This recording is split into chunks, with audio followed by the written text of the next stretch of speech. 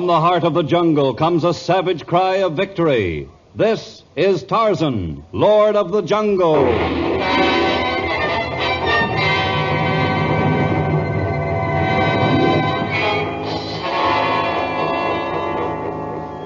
From the black core of dark Africa, land of enchantment, mystery, and violence, comes one of the most colorful figures of all time, transcribed from the immortal pen of Edgar Rice Burroughs. Tarzan, the bronzed white son of the jungle. And now, in the very words of Mr. Burroughs, the story of Jungle Orchids.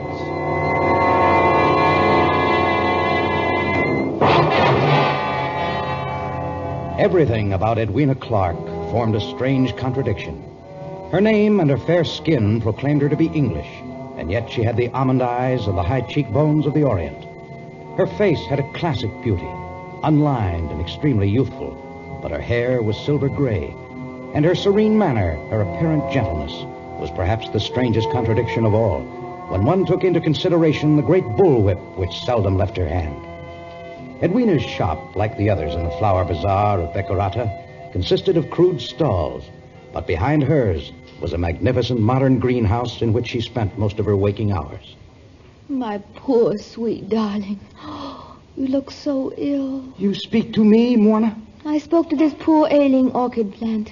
Oh, my heart weeps to see it die. It most beautiful orchid, but was half dead when native bring from jungle. I know. Have you ever seen anything so incredibly lovely, Uga? Uga, take to other side of greenhouse where it get more light. No, I don't want you to touch it. Put it back. You clumsy, stupid fool. You dropped my lovely orchid. You killed it. No, Moana. No use whip. Please, Moana. No. No. No.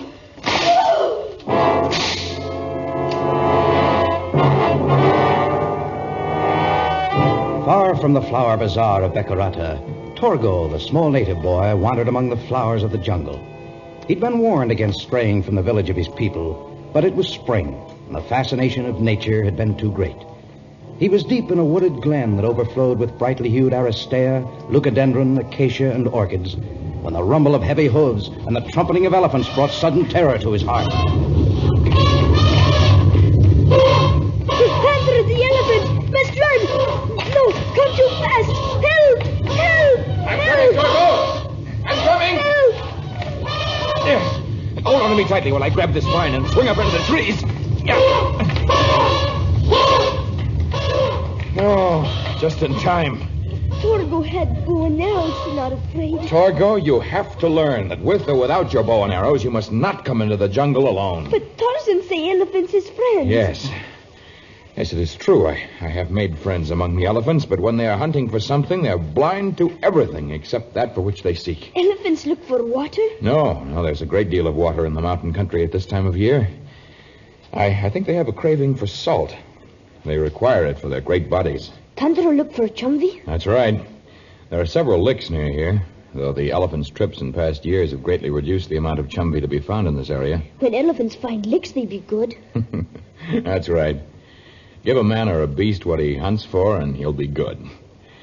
But as long as a search is on, either one is dangerous. Torgo come into woods, search for flowers. Oh, they are beautiful.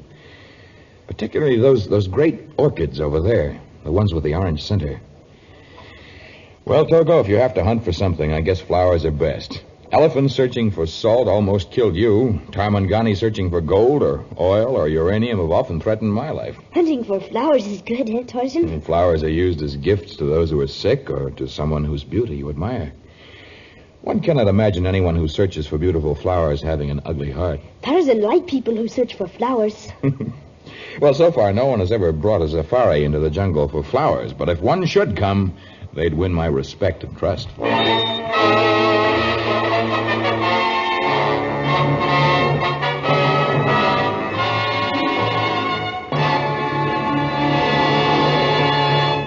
We'll return to our story of jungle orchids in just a moment.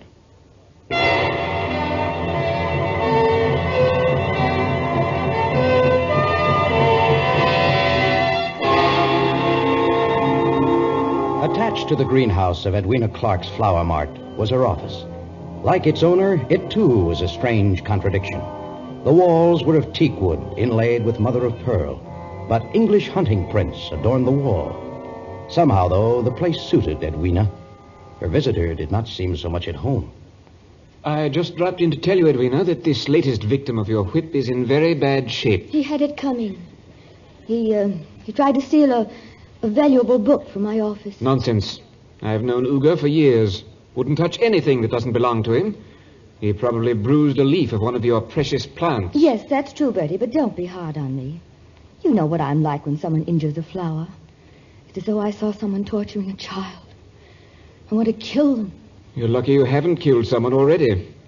You'll be in a bad way if Uga decides to go to the elephant about this. Oh, for heaven's sake, you know Uga's word would never be taken against mine in a court. No, a native hasn't much chance. Well, I thought you should know about the boy's condition. I've got to buzz off now. Now, don't be angry with me, Bertie. Stay long enough to drink a gin and tonic and smoke a hookah. Honestly, Edwina, I sometimes think you make a fetish of strange combinations. Gin and tonic and a hookah. It's like combining caviar and kippers or snails with corned beef and cabbage. Am I any less of a strange combination? You're not the only product of a roving Englishman and a harem beauty. And we're all unhappy. We belong to neither one group nor the other. I thought you were happy. In Africa. Well, why do you stay here? Because it's the one place where your ancestry or your past isn't questioned. And, of course, I have my orchids. Ah, yes, the orchids. Well, I think I'll forego the drink, Edwina. But while I'm here, you might tell me about that new species, the huge orchid with the orange center. I don't know its name. It has no name. It's completely unknown. A black brought the plant from the jungle, and then he disappeared.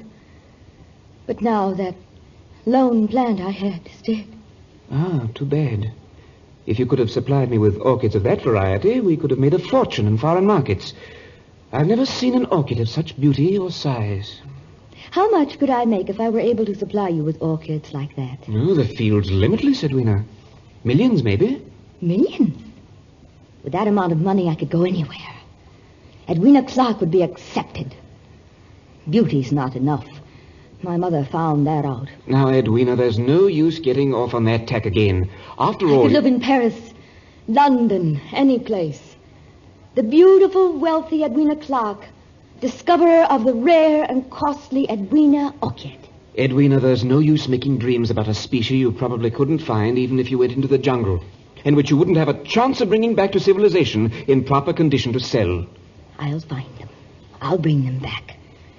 And I'll make that fortune. Nothing will stop me.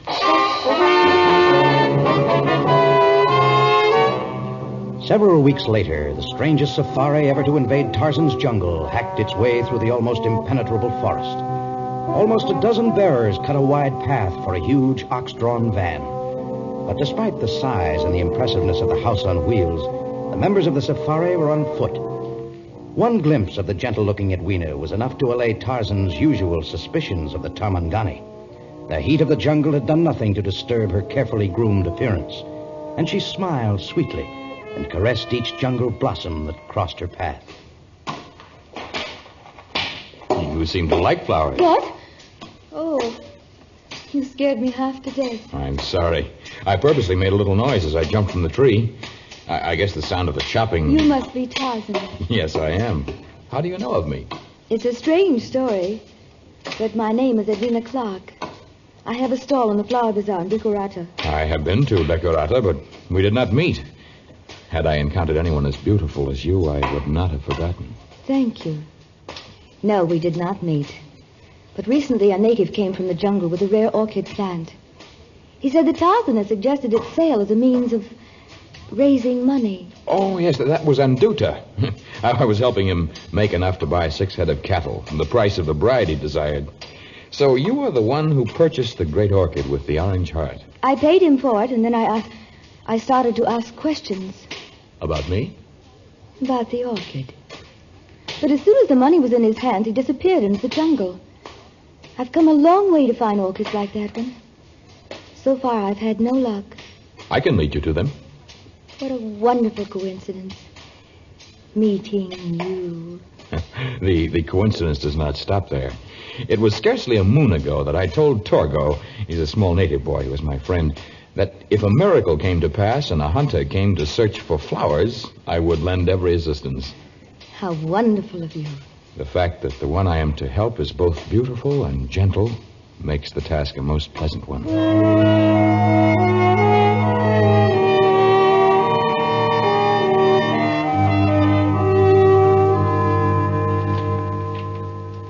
Edwina, the longer I remain in your camp, the more unusual I find you. In what way? Oh, in every way. That whip with which you hope to defend yourself against jungle animals.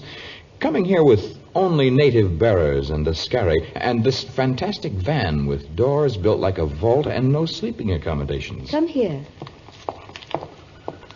What's that? It's a compressor. It makes ice.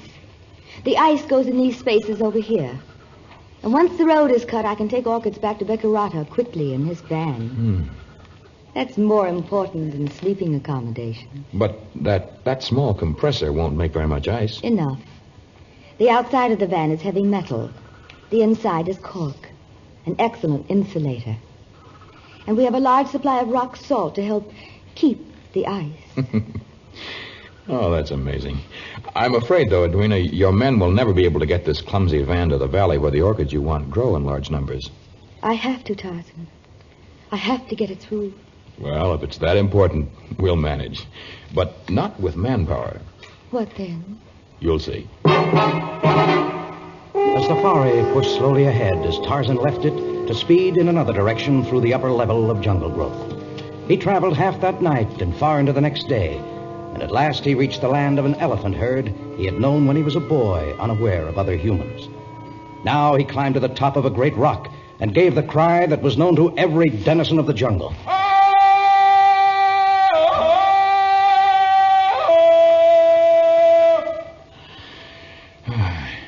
Catch a slight scent of the elephant, yet they do not come. Perhaps they've forgotten me.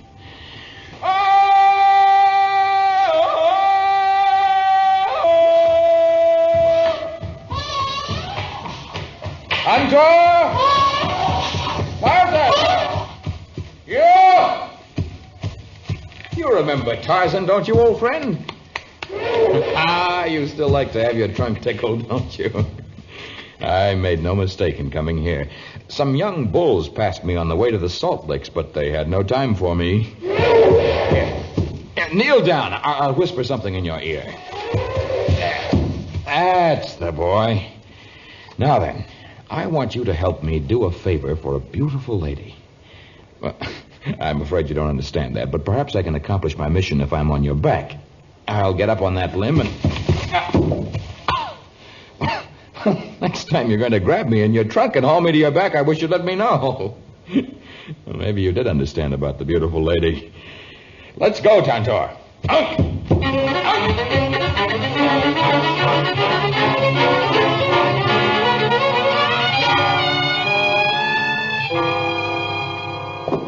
Manupara, why have we stopped? Men stop chopping.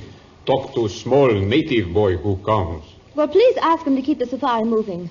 We can't be sure Tarzan will come back with help. Small boy look for Tarzan. I'll talk to the boy. You tell the men to go ahead with their chopping. Nadio. Anza machi.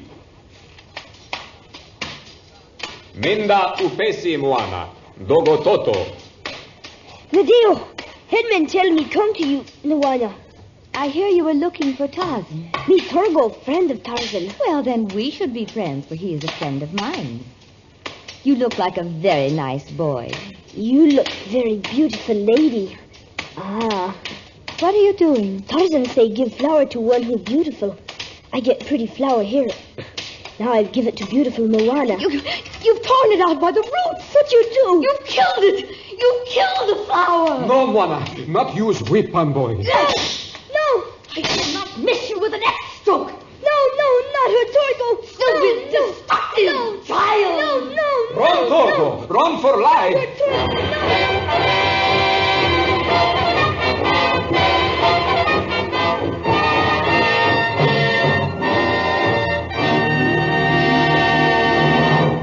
We'll be back in just a moment with the exciting conclusion of Jungle Orchids.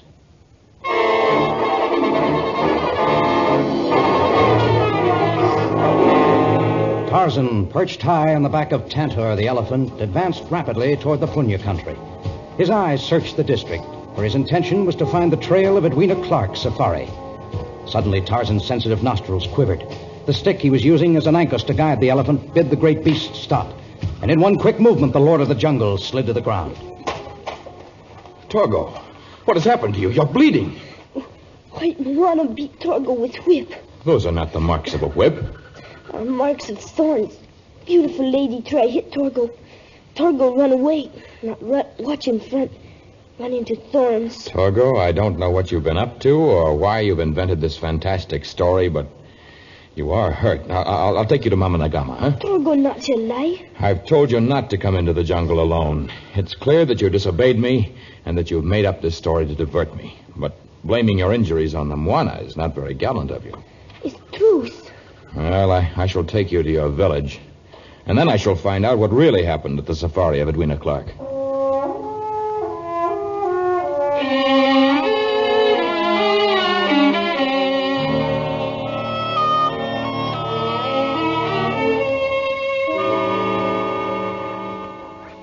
You are Manyapara, headman of safari? Naviho, Buana. Then you can tell me what happened to the small native boy who just staggered from your camp. No native boy here. Well, he must have been here. No native boy here. You're lying. He spoke of a beautiful white Moana. He did not make that up. Please speak, Buana. Not make poor black man tell. Me talk, feel whip of Moana. You are afraid of a slender, gentle woman, one who has come to the jungle to search for flowers? That's ridiculous. Well, I can get the truth from her. Where is she? In Hema, beside the van that make cold. She say is conjoint. She's sick? So that's why you've the temerity to tell lies about her. I'll see if there's anything I can do for her. We shall settle this later, Manyapara. Buana Clarke? Edwina? It is Tarzan. May I enter your Hema? Come in. Oh, you are sick. Let me feel your brow. There's no sign of fever. Perhaps it is nothing. Maybe in the morning I'll feel quite well again. Oh, the fever that remains within the body is sometimes the most dangerous. Your life may be at stake. My life is meaningless unless I can find what I came for. The Edwina Orchid. Well, I have brought an elephant to help clear the path. I left it at a little distance from here so I would not alarm the porters and bearers, but I do not advise going on. I must, Tarzan. Please help me. You did promise me. Yes, I did, but my promise wavered for a moment when I heard a strange story from Torgo, a small native boy who was in your camp. A darling child. I tried to get him to remain with the safari, but he became shy and ran off. He says you attempted to strike him with your whip. Oh. You were in pain? Oh, my heart. Oh, you should return to Bekurata, where there are doctors, but... Well, if you will not, Tantor and I will help you bring the great van to the valley where the orchid grows.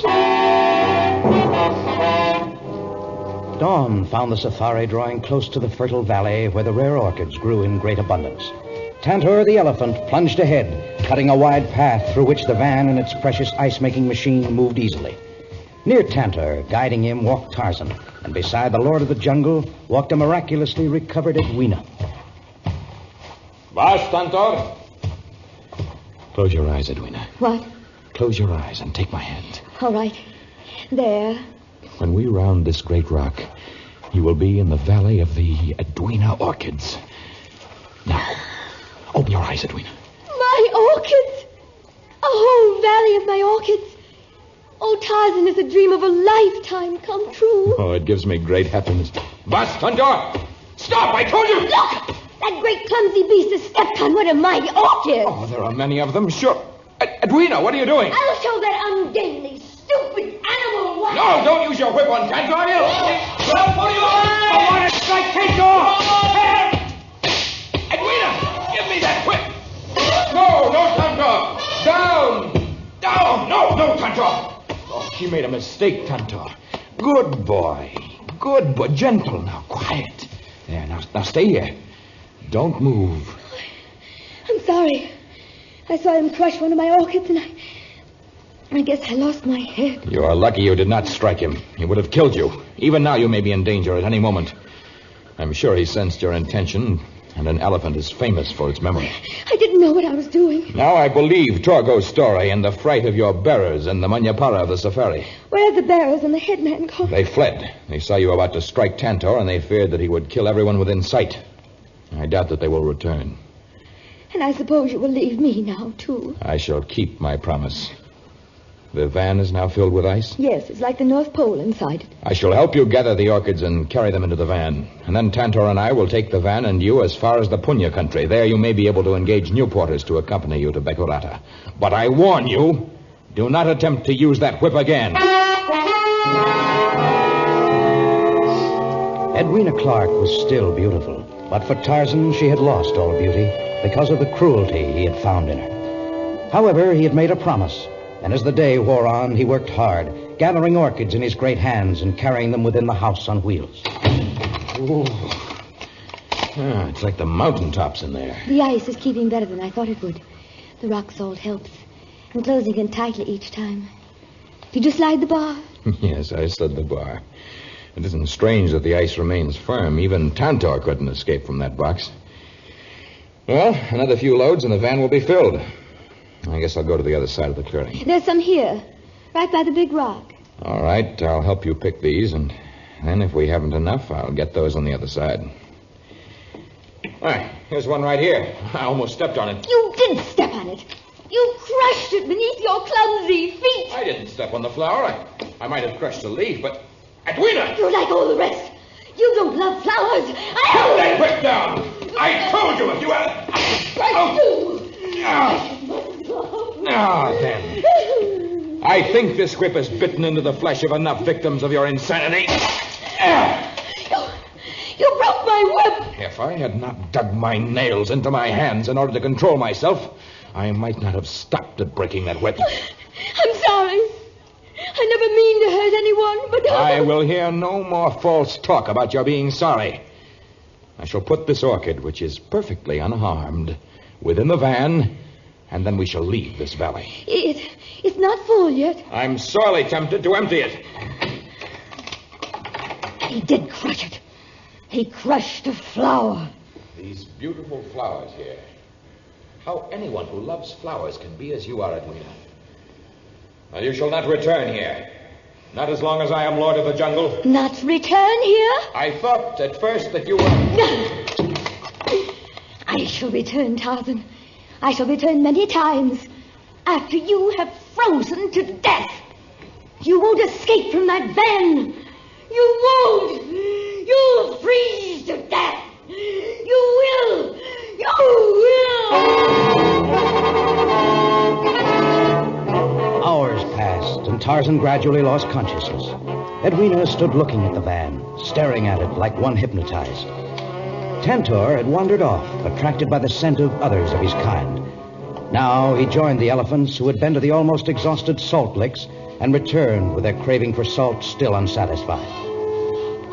Suddenly they caught the acrid scent of the pure rock salt. Its scent strong even though it was inside a van of metal. They charged on the box, beat against it with their mammoth trunks and great hooves until it broke into 1,000 pieces. The young bulls fell upon the rock salt, but the trunk of an old elephant reached in and grasped an almost frozen body before it could be smashed beneath the mighty hooves.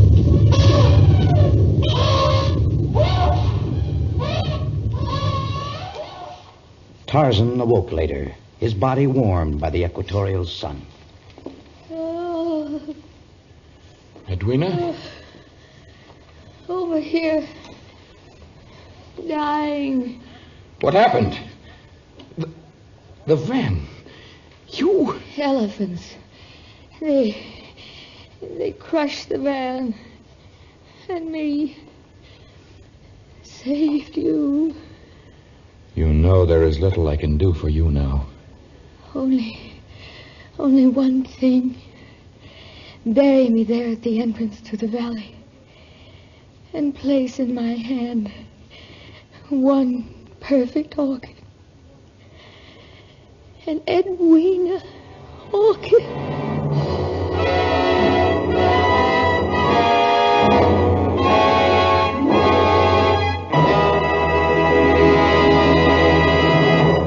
In just a moment, a word about our next story of Tarzan.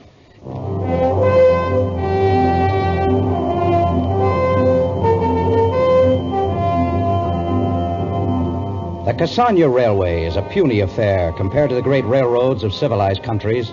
It runs on narrow-gauge tracks, its engines are antiquated, and it passes through no great cities as it winds north from Africa's Gold Coast. But it carries millions of dollars of gold bullion, a temptation to those who dream of wealth and are willing to brave the terrors of the jungle in order to achieve it.